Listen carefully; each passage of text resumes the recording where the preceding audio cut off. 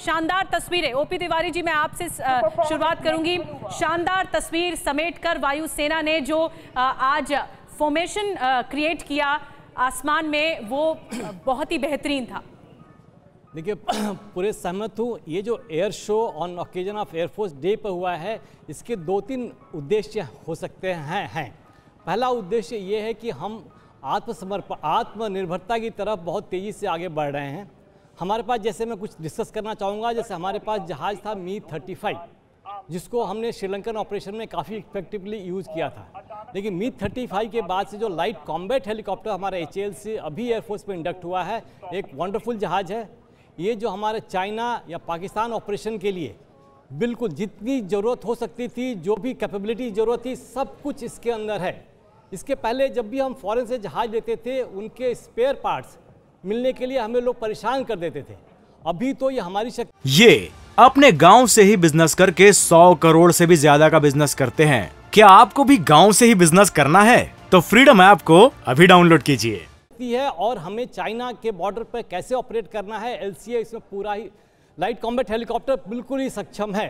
ये देख के हमारे एक्सपोर्ट्स भी बढ़ेंगे, हमारी हेलीकॉप्टर्स भी बाहर जाएंगे। तो ये जो एयर शो है, ये शो और डिस्प्ले के साथ साथ ये एयरफोर्स की कमिटमेंट, इच्छा शक्ति, ट्रेनिंग, प्रोफेशनलिज्म और देश के प्रति समर्पण, सबका भावना क्लियर कट रूप से दर्शाता है। एसपी सिंह सर, जब बात हम आत्मनिर्भरता की कर रहे हैं, जैसे तिवारी सर डिस्कस कर रहे हैं, तो हम LCH प्रचंड को हमें बिल्कुल नहीं भूलना चाहिए। कुछ ही दिनों पहले, एयरफोर्स डे से पहले, एक बड़ा तोहफा मिला है वायुसेना को। एब्सोल्युटली। देखिए, ये जो आत्मनिर्भरता है, ये एक बड़ा अच्छा मोटिव हमारे देश के लिए बन गया, जो प्रधानमंत्री जी ने दिया है। इसके कारण हर फील्ड में, स्पेशली डिफेंस में, हर इक्विपमेंट में, हर सेंसर्स में, जहाज़ में, टैंकों में, और आप देखिए हर तरह समुद्री जहाज में अभी हमने INS विक्रांत लॉन्च किया है। इधर हमने प्रचंड लॉन्च कर दिया, जो एयरफोर्स को भी दिया गया है रक्षा मंत्री द्वारा। ये सब दर्शाता है कि पूरा देश इस समय जुट के एक आत्मनिर्भर की तरफ बढ़ रहा है। इससे बहुत बड़ा एक मैसेज आता है अपने देश के दुश्मन को और बाकी लोगों को, वर्ल्ड को, कि ये देश अपने पैरों पर खड़ा हो गया है। हम अपनी रक्षा स्वयं कर सकते हैं, हमें किसी पर निर्भर नहीं रहना है। और ये एयरफोर्स डे में एक बड़ी बात आपने कही, आत्मनिर्भर भारत की तरफ ये बढ़ते कदम है। और वायुसेना ने अपने इस एयरफोर्स डे पर ये प्रदर्शित भी किया कि किस तरह से भारत एक बड़े कदम की तरफ आगे बढ़ रहा है। हमारे साथ विनोद अगस्तीन भी है। आप क्या कहेंगे विनोद जी, इन 90 सालों के इतिहास में एयरफोर्स जो है, जो हमारी वायुसेना है, जो सेना की तीसरी टुकड़ी है, वो कितनी मजबूत हुई है, कितनी ताकतवर हुई है, और जिस तरह की शक्ति वो इस वक्त देख रही है, हम लगातार देख रहे हैं कि किस तरह से एक अत्याधुनिक तरीके से हथियारों को, विमानों को, हेलीकॉप्टर्स को बढ़ाया जा रहा है, जिसमें LCH भी है। तो आप कैसे देखते हैं एयरफोर्स डे को? देखिए, मेरे लिए आत्मनिर्भरता जो है वो एक लफ्ज़ नहीं है, एक चेंजिंग पर्सपेक्टिव है। और चेंजिंग पर्सपेक्टिव किस नज़रिए से मैं कह रहा हूँ, हम अपना एयरफोर्स खरीद नहीं रहे हैं, बना रहे हैं। We are not buying an air force, we are making an air force. ये खरीदने वाले एयरफोर्स और बनाने वाले एयरफोर्स में बहुत अंतर है। आप पिछला अपना जो लेखा जोखा देख लीजिए, पिछला इतिहास देख लीजिए। हमारा जो पहला जहाज़ है वापी, वो भी एक खरीदा हुआ जहाज़ था। जब मैंने ज्वाइन किया इंडियन एयरफोर्स में, तब तक भी खरीदे हुए जहाज़ों को ही हम उड़ाते रहते थे। जब जो हमने न्यूक्लियर टेस्ट किया था, उस समय हमारे ऊपर काफ़ी प्रतिबंध लगा। उस समय हमारे तेजस, जिसको 10 साल पहले आ जाना चाहिए था, वो आ नहीं पाया, क्योंकि हमारे ऊपर लोगों ने प्रतिबंध लगाना शुरू किया। जैसे तिवारी सर ने बताया कि हमारे स्पेयर्स के ऊपर उन्होंने कंट्रोल करना शुरू किया।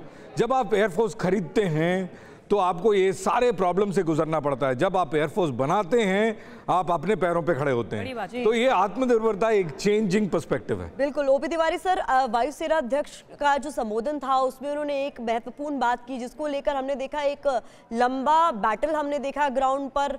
अग्निवीरों का जिक्र उन्होंने कहा, महिला अग्निवीरों को अगले साल से शामिल करने पर भी विचार किया जा रहा है, उसकी भी योजना होगी। उसको किस तरीके से आप देख रहे हैं? देखिए, महिला शक्तिकरण तो इस गवर्नमेंट का उद्देश्य है। एयरफोर्स भी इसमें काफ़ी आगे रहेगा। मैं देख रहा हूँ, जब से ऑफिसर की एंट्री जब तीनों फोर्सेज में शुरू हुई थी, सब में अपने अपने कुछ रेस्ट्रिक्शन लगा देते हैं कि इतने % ही महिला आएंगी, लेकिन ये रेस्ट्रिक्शन एयरफोर्स में कभी भी नहीं थी। तो नतीजा ये हुआ कि अच्छी लड़कियां हमारे एयरफोर्स में आ गई, उन्होंने काफ़ी आगे काम किया। जैसे हमने देखा कि फाइटर पायलट बन गई हैं और बहुत आगे निकल रही हैं। तो ये जो अग्निवीर में भी है, कई हमारे technical branches, non technical branches ऐसे हैं जहां महिलाओं का रोल काफ़ी अहम रहेगा। तो ये इनका जो कदम है बहुत ही स्वागत करने लायक है और अग्निवीर में लड़कियों को लेना एक बहुत महत्वपूर्ण कदम है। अब एयरफोर्स की प्रोफेशनलिज्म, बिकॉज जनरली मैं रहा हूँ, मैंने डेडिकेशन जो देखा हुआ है लड़कियों का फौज के प्रति वो कुछ ज़्यादा लगता था। मैं पार्शियली हो रहा हूँ, but I have seen personally कि they are more dedicated, more focused and they want to proof if not to come at the par, but उनका आगे जाने की कोशिश करते हैं। तो ये एयर चीफ मार्शल चौधरी ने जो अभी घोषणा की है ये बहुत महत्वपूर्ण कदम है, बहुत स्वागत करने लायक कदम है कि इनको आने दीजिए। कई ब्रांचेज, कई ट्रेड्स ऐसे हैं जहां वो बहुत ही अच्छा कर सकती हैं और एयरफोर्स के लिए काफ़ी फायदेमंद रहेगा। जी, बहुत बड़ी बात कही आपने कि किस तरह से महिलाओं का रुझान भी बढ़ रहा है और अगर महिलाओं की तादाद सेना में बढ़ती है तो ये भी अपने आप में गर्व की बात है। एक कॉमोडोर भी हमारे साथ हैं, एसपी सिंह साहब, आपसे लोग जानना चाहेंगे कि वायुसेना किस तरह की चुनौतियों का सामना करती है, जिस तरह से सर्जिकल स्ट्राइक्स होती हैं या फिर बड़े ऑपरेशंस होते हैं या ऐसे ऑपरेशन जहां पर दुश्मन देश पर धावा बोलना होता है, वहां पर जाकर जो लगातार सब कुछ चीज़ें ख़त्म करके वापस अपने वतन लौटकर फिर इस ऑपरेशन को कामयाब बनाना होता है। तो किस तरह की चुनौतियां आती हैं, क्या फेस करता है एयरफोर्स जब इस तरह के ऑपरेशन में आगे बढ़ता है? देखिए, वायुसेना तो चुनौतियां, पहले तो वायुसेना का जो है, आपको 2-3 चीज़ें वायुसेना के बारे में जरूर बताऊँ। किसी भी वायुसेना का जो उनकी जो रीच है वो बहुत दूर तक है। जो जिस जगह पर जाने के लिए शायद आर्मी पहुँच ही नहीं पाए या नेवी पहुँचने में बहुत टाइम ले, एयरफोर्स इमीडिएटली पहुँच सकती है।